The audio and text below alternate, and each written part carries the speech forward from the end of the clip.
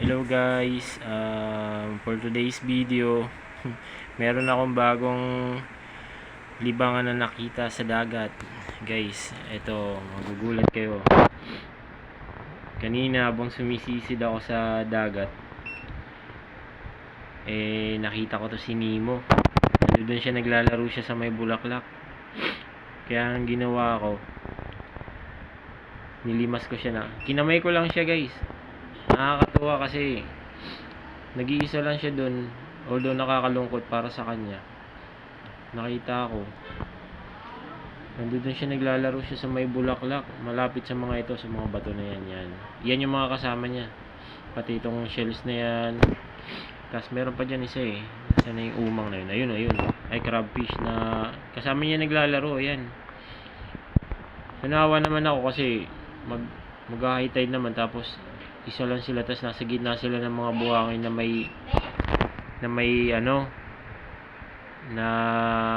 may flower. Yung nakikita nyo sa Finding Nemo, yung tinataguan-taguan nila, parang ganun. Nakita ko sila dun.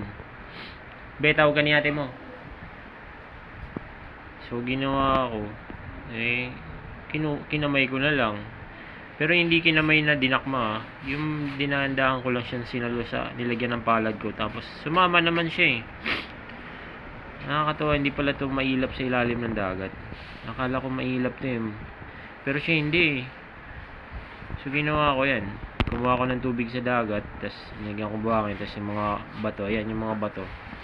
Nilagyan ko ng bato na may mga halaman dagat para meron siyang makakain na lumot, saka may makakasama siya, hindi siya nag-iisa.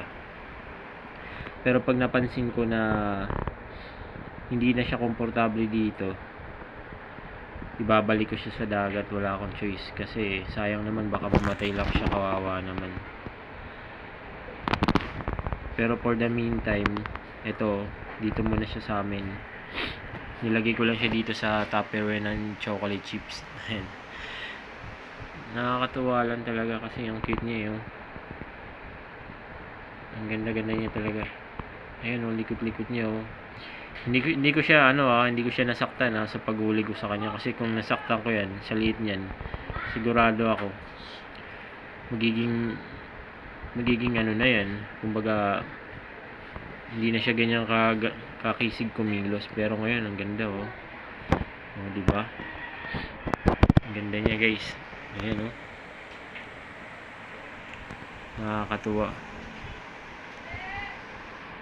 Sabi nung si Rani, si kaibigan ko dito sa amin, meron daw blue na ito na nahuli doon daw niya kinakamay lang daw. So pag nakakita daw siya, uhulihin din daw niya, idadalhin daw niya dito para may kasama daw. Ang ganda guys, kasi pwede pala siyang gawing libangan din. Yun nga lang talaga, ingatan lang natin na yung mamatay sila. Kung alam na natin mamamatay na sila, balik nyo na sa dagat, or wag nyo nang antayin. Basta kung merong mag-iba sa obserbasyon nyo sa kanila, balik nyo na sa dagat. Ito, tatanong ko itong luto. Huwag ka maingay nag-vlog ako. Tingnan mo, nahuli namin si Nemo, clownfish. Ayan pero tawagan ni mama mo. Mahal yan, ganyang isda. Ewan ko, balita ko nga mahal daw sa dagat kinamay ko lang sumama siya Kinamay mo yung isdang ganyan kinamay ko lang siya bira lang siya. Ang ganda niya yun nga lang, palit ka ng palit siguro dapat ng tubig na ito at least 3 every 3 days magpapalit ka ng ng tubig alat, i-drain mo. Yung lumot siguro natural na yan dyan, kasi yan yung kinakain nata nila pero magre-research ako kung ano ba yung kinakain ni netong mga clownfish.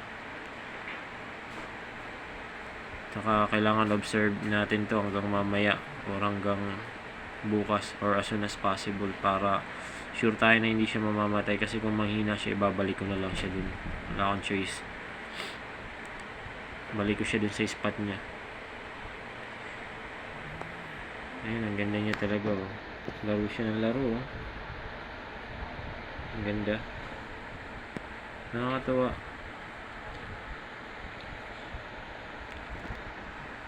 So kung alam nyo kung anong kinakain nito guys, paki-comment naman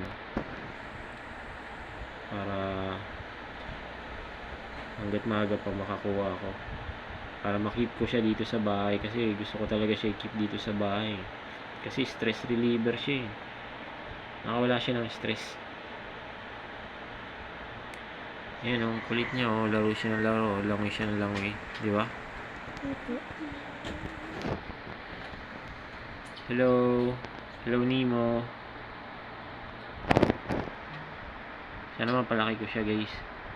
Ang ganda ng kulay niya talaga, nakaka-amaze. Mukha niya talaga si Nemo.